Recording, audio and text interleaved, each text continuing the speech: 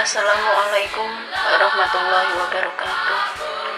Alhamdulillah pada kesempatan kali ini kita kesempatan belajar di tengah-tengah pandemi COVID-19 ini. Meskipun belajar kita tidak melalui proses tatap muka, tetapi semoga saja kegiatan ini memperoleh manfaat dan ridho dari Allah Subhanahu wa Ta'ala. Amin. Kali ini saya, Sunarti, akan menyampaikan materi pelajaran PPKN bab terakhir pada kelas 11 Alia tentang persatuan dan kesatuan dalam Negara Kesatuan Republik Indonesia. Untuk memulai materi ini, alangkah baiknya kita mengetahui dulu makna dari persatuan dan kesatuan. Persatuan adalah gabungan, bisa juga diartikan sebagai ikatan atau kumpulan dari beberapa kegiatan yang sudah bersatu. Sedangkan kesatuan adalah perihal satu, keesaan, sifat tunggal demi persatuan bangsa. Dari pengertian ini dapat kita pahami bahwa persatuan dan kesatuan itu memang sama-sama usaha untuk menggabungkan diri menjadi satu ikatan yang tidak terpecah belah satu sama lain. Akan tetapi, makna dari persatuan itu jauh lebih mendalam daripada persatuan. Sebagai gambarannya, saya mengibaratkan persatuan itu adalah ikatan secara fisik seperti kita bergabung dalam sebuah kelompok atau menjadi anggota keluarga. Sedangkan kesatuan itu merupakan rasa dan sifat memiliki empati yang ditimbulkan ketika kita sudah bergabung atau menjadi bagian dalam sebuah kelompok.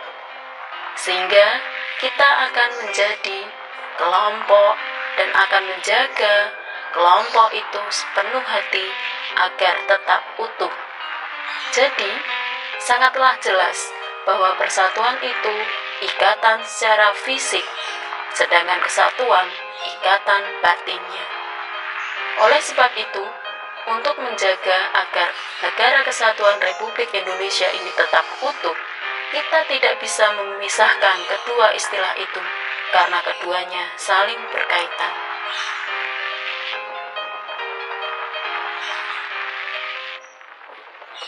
Negara Kesatuan Republik Indonesia ini menjadi negara seperti sekarang ini bukanlah hal yang terjadi secara tiba-tiba.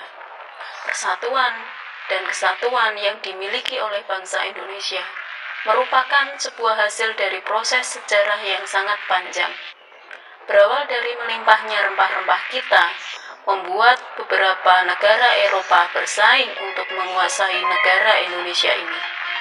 Penderitaan yang luar biasa menyebabkan awal tumbuhnya persatuan dan kesatuan untuk bertahan dan menjaga negeri tercinta. Dengan diprakarsai lahirnya organisasi-organisasi kepemudaan, kedaerahan, Budi Utomo, dan lain-lain, memicu lahirnya Sumpah Pemuda. Sumpah Pemuda ini benar-benar sangat mendorong persatuan dan persatuan bangsa. Dengan Sumpah Pemuda, bangsa Indonesia dapat menyatukan perjuangan Indonesia, mendorong semangat juang, memaknai rasa cinta tanah air, menumbuhkan kebanggaan sebagai bangsa Indonesia, menekankan kebanggaan akan bahasa Indonesia, dan ajakan untuk menjaga keutuhan bangsa. Setelah kemerdekaan kita dapat peroleh berkat semangat yang luar biasa dari para pahlawan dan pejuang-pejuang besar negara kita ini. Tugas kita adalah menjaga agar negara tetap utuh. Untuk menjaga persatuan dan kesatuan bangsa agar tetap utuh, prinsip yang dibutuhkan adalah satu, nasionalisme, yaitu rasa cinta tanah air terhadap bangsa dan negara Indonesia, sehingga nanti akan memicu tumbuhnya persatuan dan kesatuan. Ibaratnya, orang yang cinta terhadap sesuatu, pastinya ia akan berusaha untuk mempertahankan, menjaga, dan mencintainya itu. Begitu pula kecintaannya terhadap bangsa. 2. Bhinneka Tunggal Ika. Ini adalah semboyan negara kita, di mana Indonesia mengaku adanya keberagaman budaya, agama, ras, etnis, suku, wilayah, bahasa, dan lain sebagainya. Keanekaragaman ini justru akan membuat rasa saling memiliki menjadi semakin lebih kuat. Yang ketiga, kebebasan yang bertanggung jawab. Sebagai manusia, kita mempunyai hak untuk melakukan sesuatu sesuai keinginan kita masing-masing. Tapi, perlu diingat bahwa kebebasan kita itu bukanlah bebas yang tanpa batas, melainkan bebas yang sesuai aturan dan menurut norma yang berlaku. Dengan begitu, kita tetap bebas menjalankan hak kita tanpa mengganggu dan merugikan hak orang lain. Yang keempat, wawasan Nusantara, yaitu pemahaman dan cara pandang terhadap bangsa dan negara kesatuan Indonesia berdasarkan Pancasila dan Undang-Undang Dasar 1945. Wawasan Nusantara dapat digunakan untuk mengatasi segala bentuk hambatan, ancaman, dan tantangan terhadap cita-cita dan tujuan nasional. Terakhir, yang kelima adalah semangat dalam mewujudkan cita-cita proklamasi. Terdapat dalam pembukaan Undang-Undang Dasar 1945 alinea yang keempat. Salah satunya adalah ingin mewujudkan keadilan dan kemakmuran bangsa. Cita-cita ini dapat terwujud dengan baik jika terdapat persatuan dan kesatuan yang kuat dari seluruh bangsa Indonesia.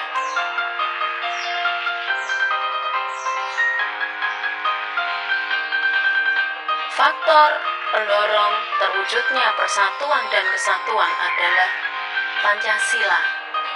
Ya, Pancasila merupakan faktor pendorong utama yang pertama, karena Pancasila itu merupakan dasarnya negara kita dan menjadi pemersatu bangsa di tengah-tengah negara yang bersifat multikultural ini.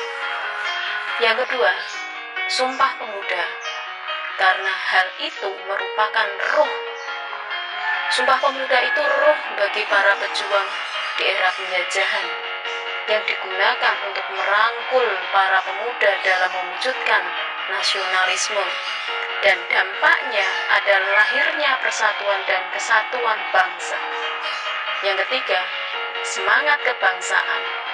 Ini adalah semangat untuk hidup bersama dalam sebuah negara, agar kita mau hidup, agar kita mau bersama-sama untuk berjuang mempertahankan negara ini.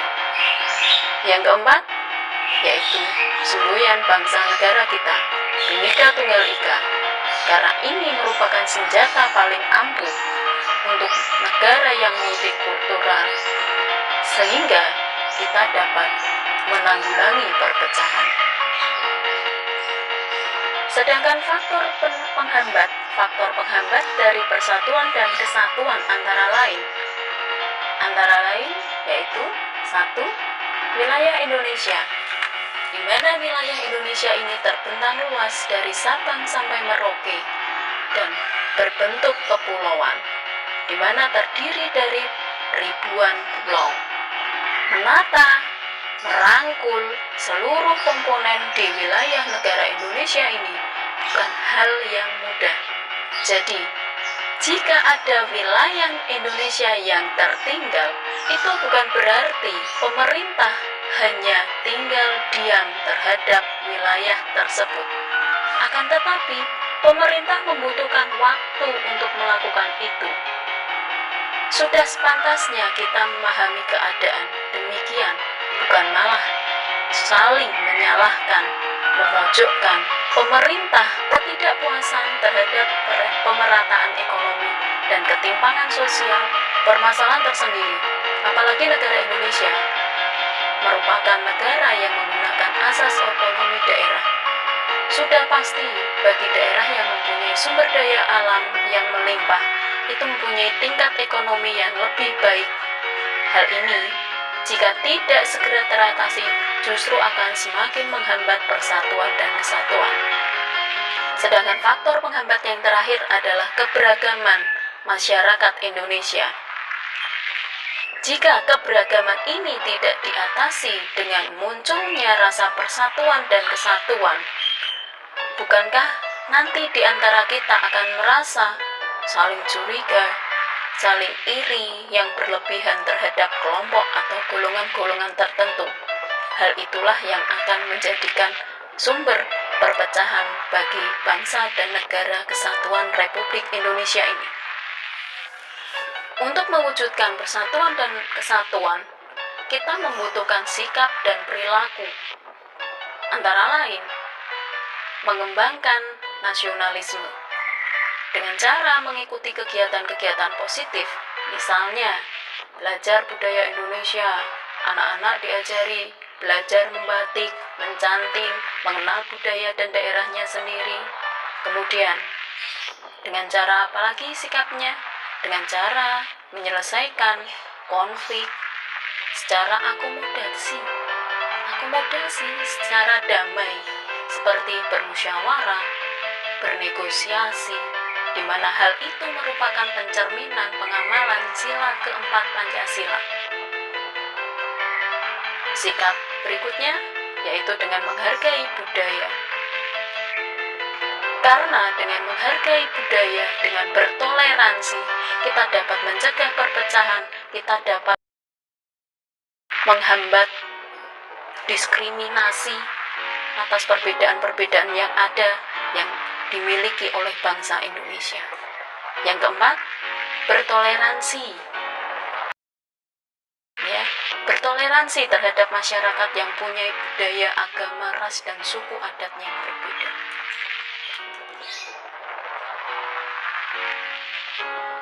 Nah, di tengah bencana global yang sedang melanda seluruh warga negara di dunia ini, khususnya adalah negara Indonesia, sudah sepantasnya kita ikut mendukung semua program-program pemerintah dalam memerangi COVID-19 ini. Dengan begitu, nantinya kita ikut berperan serta dalam menegakkan persatuan dan kesatuan bangsa dan negara ini, serta dapat menggunakan hal ini sebagai pencegah perpecahan baik antara pemerintah dengan rakyat, maupun antara warga negara dengan warga negara lain, atau antar warga negara kita sendiri. Kegiatan yang dapat kita lakukan dalam menjaga persatuan dan kesatuan di tengah pandemi ini antara lain, tetaplah tinggal di rumah. Dengan begitu, kita dapat menghindarkan diri sendiri tertular virus corona atau COVID-19, dan sekaligus kita juga dapat berperan sebagai pelindung bagi orang-orang yang ada di sekitar kita, agar mereka juga tidak dapat tertular virus itu. Jika memang kita harus keluar rumah karena ada kepentingan mendesak, ingat, jaga jarak, hindari kerumunan, dan jangan lupa kenakan masker. Terakhir, cuci tangan sebelum dan setelah kita menyelesaikan aktivitas, apalagi ketika kita habis keluar rumah.